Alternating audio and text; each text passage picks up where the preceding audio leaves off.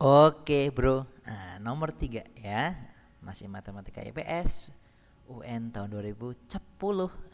Kayak sini kok. Nomor 3 ini tentang penarikan kesimpulan. Sebelumnya seperti biasa saya ingatkan kalian tentang penarikan kesimpulan. Oke, lihat perhatikan semuanya everybody. Catatan, ya saya kasih catatan seperti biasanya. Catatan.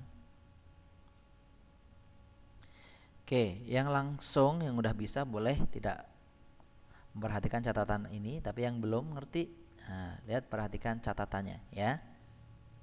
Oke, lihat perhatikan di sini ada tiga premis, ada tiga macam penarikan kesimpulan. Yang pertama adalah modus ponen.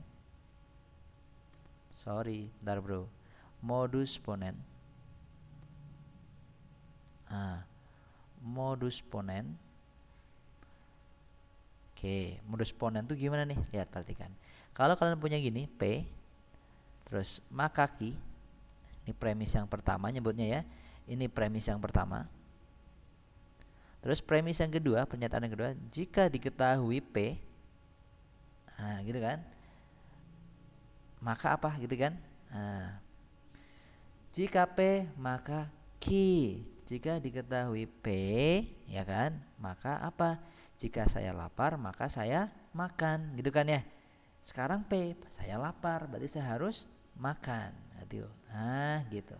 Itu namanya modus ponen. Ya, jadi ini ada pernyataan awal untuk penarikan kesimpulannya, terus diketahui ini pernyataan P.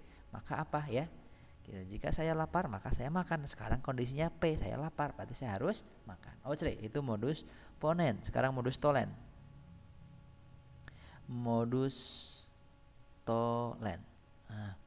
Modus tolen, lihat perhatikan, mirip seperti ini. Lihat kondisi awalnya sama, yaitu premis pertama P maka Q. Jika saya lapar maka saya makan. Kondisi kedua sekarang bukan P yang diketahui, tetapi negasi dari Q. Negasi dari Q. Lihat perhatikan, jika saya lapar maka saya makan. Negasi Q. Kalau Q makan tadi, negasi Q, berarti saya tidak makan, gitu ya. Berarti kesimpulannya saya tidak punya uang. Ya, itu mas saya. Enggak ya, berarti saya tidak lapar. Jika saya lapar maka saya makan. Sekarang saya tidak makan, berarti saya tidak lapar. Tidak lapar. Sorry bro. Gitu ya. Itu modus ponen. Dan terakhir yaitu silogisme. Oke, lihat. Silogisme. Silogisme. Mungkin kalian pernah dengar juga di bahasa Indonesia, ya. Jadi gini, premis pertama, jika saya rajin, misalnya gitu ya, maka saya sukses. Gitu. Terus yang kedua, jika saya sukses, maka saya apa ya misalnya ya, jika saya rajin maka saya sukses, jika saya sukses maka saya kaya misalnya. Mau kan jadi orang kaya? Kayak mau ya. Kayak apa? Kayak kambing gitu ya. Kayak ya sini yuk. Lihat perhatikan. Jika saya rajin maka saya sukses, jika saya sukses maka saya kaya. Berarti kesimpulannya apa? Jika saya rajin, kalau digabungin jadi satu maka saya kaya. Gitu ya. Sip. Tetapi tidak semua kalimat cocok gitu ya. Ini hanya untuk memudahkan aja. Contohnya ini, jika saya lapar maka saya makan, gitu kan. Jika saya makan maka saya kenyang. Berarti kesimpulannya apa kalau jadikan satu? Jika saya lapar maka saya kenyang. Kasihan sekali deh lu ya. Lapar tapi kenyang, gimana coba? Oke, paham ya. Jadi itu hanya untuk permisalan aja kalimatnya, untuk memudahkan. Nanti penarikan kesimpulan itu ya salah satu di antara ini yang keluar di ujian nasional, gitu ya. Kayak tapi biasanya dimodifikasi. Lihat perhatikan di sini. Kayak sini. Lihat.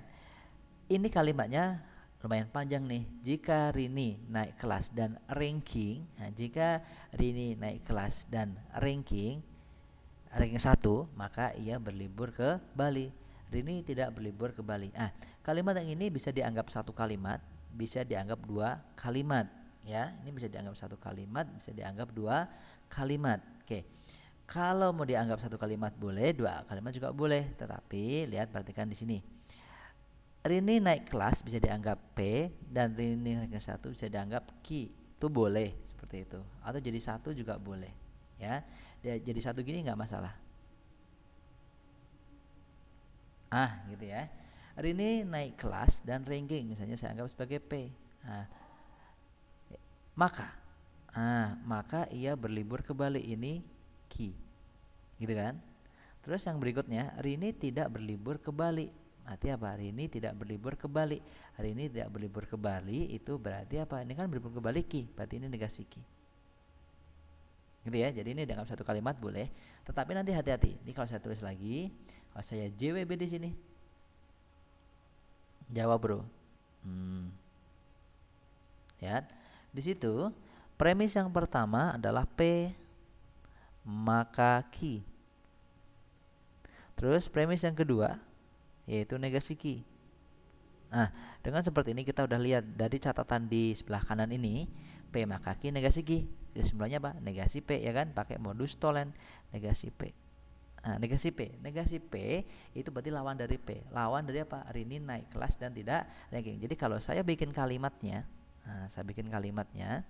saya tulis di sini kalimatnya berarti lawan atau negasi dari Rini naik kelas dan ranking. Berarti lawannya Rini naik kelas. Lawannya Rini naik kelas apa? Rini tidak naik kelas, ya kan ya? Berarti kalau saya tulis nanti Rini tidak naik kelas. Naik kelas. Gitu kan? Terus lawannya dan, ya. Lawannya dan apa? Atau. Berarti betul nih, atau. Ya kan ya? Terus Rini ranking 1, berarti apa? Dia tidak ranking 1, ya, tidak ranking 1 lawannya kan? Lawannya ranking 1 berarti tidak ranking 1. Tidak ranking. Tidak ranking 1. Oke. Sip, gitu ya. Jadi inilah negasi dari kalimat P itu. Yang tadinya Rini naik kelas jadi Rini tidak naik kelas, ya kan? Terus yang tadinya Rini ranking 1 berarti Rini tidak ranking 1. Gitu ya. Jadi cari kalimat yang seperti ini. Coba ada nggak? Rini tidak naik kelas, Rini tidak naik kelas, atau Rini tidak ranking 1. Ini dia. Ini dia. Cacat. Oke, Rini tidak naik kelas, ya, atau tidak ranking 1. Berarti jawabannya apa? D. Cere, Bro. Cere. Gitu ya. Oke, sip. Saya pikir bisa lah, ya. Yang belum bisa ulangi lagi, yang sudah bisa lanjut terus. Oke, see you, dadah. Semoga sukses. See you. Assalamualaikum.